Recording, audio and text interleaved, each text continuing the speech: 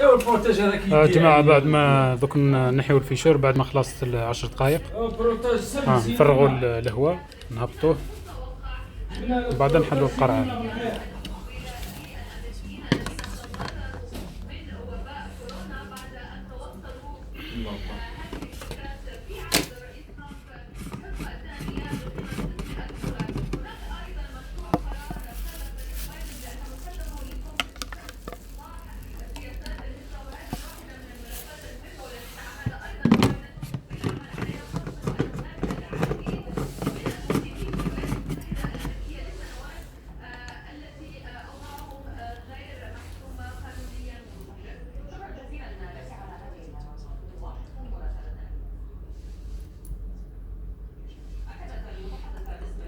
خرج الهواء كامل خرج.